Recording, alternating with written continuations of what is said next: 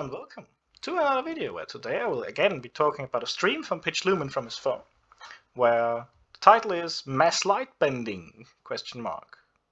And it has something to do with the moon, because I usually watch these videos like once ahead and I decide whether to not make a video about it, and then let's see what is in store for us today, shall we? Hey everybody, so Good morning, Pitch Lumen. this video here is going to be just kind of something that I was curious about, and I think this image will actually work. So this is a So from here on out, the audio gets really bad. This was not.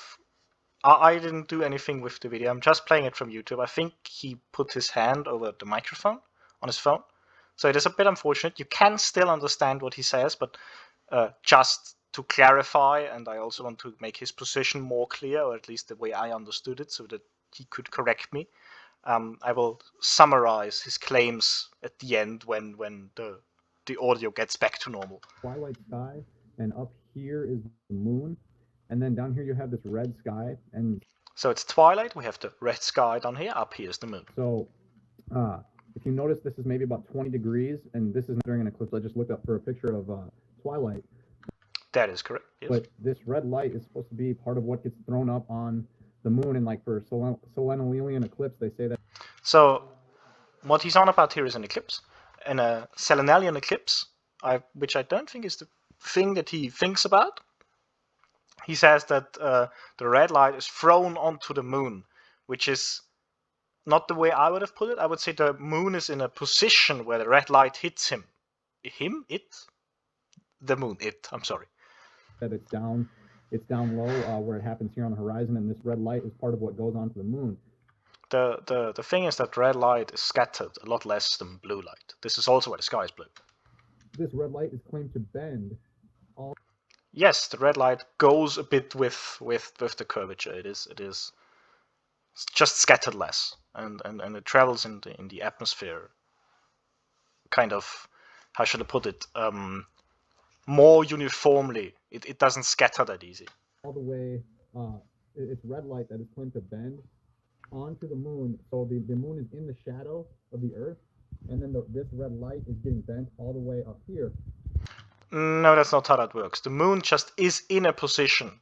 I think there are a lot of misunderstandings here. I will do a drawing later. And I kind of drew here. This is kind of like what someone would see on a globe. You have this blue sky here. Behind them is the night sky. And then you have the red sky down here, the sun, and then it would be like a band, like, because in between the sun and this red sky, it's daytime over here, so there's like a blue sky here, red, and then more blue. This was also from Pitch Lumen's side. And so, and then this is here, someone looking out at the sky is going to have that red band. Now the audio returns to normal. And then this blue sky, and then the moon. So this would be, like, if the moon was in this kind of position, is the red light bending upward?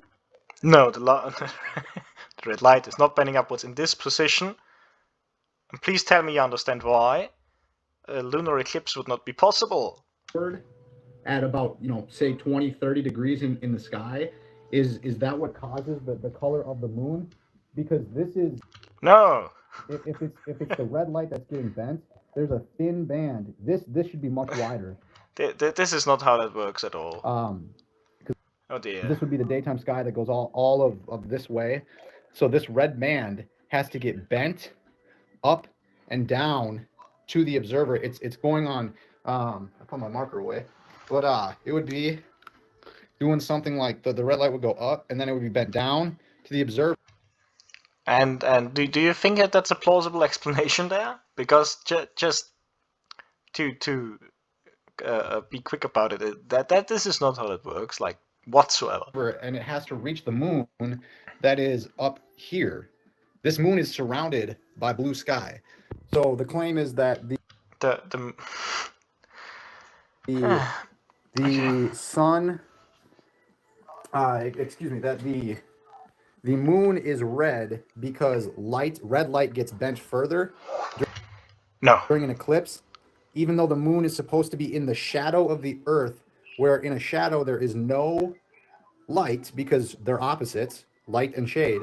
So I think the technicality, and maybe this is to the fault of popularizers of science, but by saying that the eclipse is the moon passing through the Earth's shadow is a misnomer, because It's okay, I guess.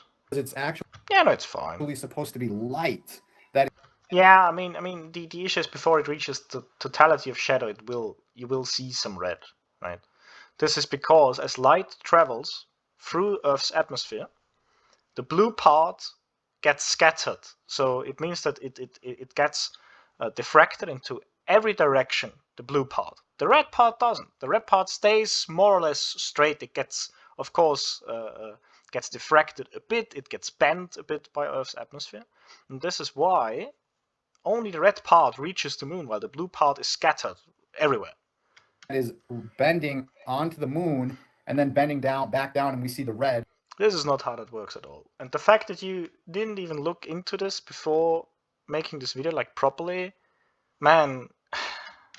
Because there are no such things as red shadows or colored shadows, and you have this problem of having all of this blue sky. When you go into night, this here is the red sky, and then it gets yellow, and then you see blue, and then actually going further up in your field of view this way would be your terminator line. You're going from blue towards night sky, towards black sky. So this blue sky is what the moon is in and around where the light is. The light that we see is all blue and everything here, or dark. And so that is all. And I'm just curious for any Glober out there who thinks like, I think that's me. Hi. like, how does this red light get to bend 20 degrees in the sky? It doesn't whatsoever. And yeah, just how does that work? So I am most glad that you asked this question, and I will also be most glad to explain. So let's get over to the trusty old OneNote notebook. So here we are back at the OneNote notebook, and where I would like to, first of all, before I go into explaining this, I find it fascinating the way that Pitch Lumen seems to think about it. He doesn't seem to think about it in terms of which object is where, but in which angle we see it from the Earth, which is not relevant to the case at hand. I find that fascinating. Either how, lunar eclipse, what happens? We have the sunlight coming here in my scheme here from the left. Of course, none of this is to scale. Okay, please. Coming in here from the left. And the blue light that is in the sun, I drew all of the suns like red here. That was dumb. It should have been some other color. The blue light of the sun is scattered in the atmosphere. It's scattered into all directions. This is why you can see a blue sky even from a position where the sun isn't at.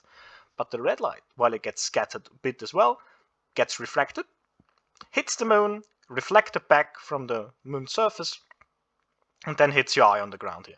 This is why the moon appears red. This has nothing to do with mass-bending light, which you didn't even talk about in the video, but you titled it that way. Very confusing. The atmosphere here is kind of like a prism, right?